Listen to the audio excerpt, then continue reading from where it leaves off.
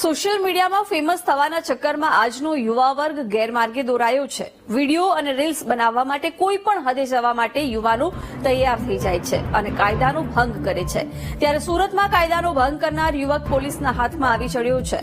કારમાં પોલીસની નેમપ્લેટ સાથે સાગર હિરપરા નામના યુવકે વિડીયો બનાવ્યો હતો। યુવકે સીન સપાટા કરવા માટે સોશિયલ મીડિયામાં વિડીયો વાયરલ કર્યો હતો, પણ યુવકની કમનસીબી કહેવાય કે આ વિડીયો પોલીસના હાથમાં આવી ગયો અને વરાછા પોલીસે યુવકને પકડી લીધો। યુવક પાસેથી પોલીસે માફી મંગાવી અને ફરીથી આવી ભૂલ નહીં કરે, કાયદાનો ભંગ નહીં કરે તેવી યુવક પાસેથી ખાતરી લીધી હતી। ફોલોવર્સ વધારવા જે મેં એડિટિંગ કરીને રીલ મૂકી હતી અને મને કાયદાનું કોઈ જ્ઞાન નહોતું, જેથી કરીને હું માફી માંગુ છું અને આજ પછી કોઈ દી મૂકીશ નહીં અને તમે કોઈ પણ મૂકતા નહીં।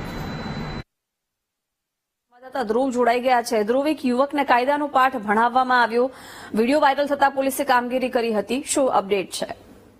બિલકુલ, રીલ્સ સુરતમાં અવારનવાર એવા સોશિયલ મીડિયા પર વિડીયો વાયરલ થતા હોય છે અને રીલ્સ બનાવવાના ચક્કરમાં કાયદાનું ઉલ્લંઘન કરતા હોય છે, કાયદો તોડતા હોય છે, એવા અનેક કિસ્સાઓ પણ આપણે જોતા હોય છે। આવી જ રીતે સુરતના વરાછામાંથી પણ એક કિસ્સો સામે આવ્યો હતો। મોંઘી દાટ જેવી કાર લઈને તેની પર પોલીસની નેમપ્લેટ લગાવીને સોશિયલ મીડિયામાં ફાંકા ફોજદારી કરવી અને રોપ જમાવવા માટેનો આવો પ્રયાસ કરતા હોય છે અને એવો જે વ્યક્તિ છે સાગર હિરપરા નામનો વ્યક્તિ આ પ્રકારનું કૃત્ય કર્યું હતું। મોંઘી દાટ કારમાં પોલીસની આગળ નેમપ્લેટ લગાવી અને ફોટા પાડીને અને તેને રીલ્સ બનાવીને સોશિયલ મીડિયામાં શેર કરી હતી અને રોપ જમાવવાનો પ્રયત્ન કર્યો હતો। આ વિડીયો સોશિયલ મીડિયામાં વાયરલ થયા બાદ પોલીસે તેની તપાસ કરી હતી। પોલીસે કારના નંબર પ્લેટના આધારે આ યુવક સુધી પહોંચી હતી અને યુવકની અટકાયત કરી હતી અને જે પ્રકારે તેને રોપ જમાવ્યો છે, જે પ્રકારનું કૃત્ય કર્યું છે, તે પ્રકારે આવનારા દિવસોમાં આ પ્રકારનું કૃત્ય ન કરે, આવું કામ ન કરે તે માટે તેને કાયદાનું પણ ભાન કરાવ્યું છે અને પોલીસે તેને બરાબરનો પાઠ ભણાવ્યો છે।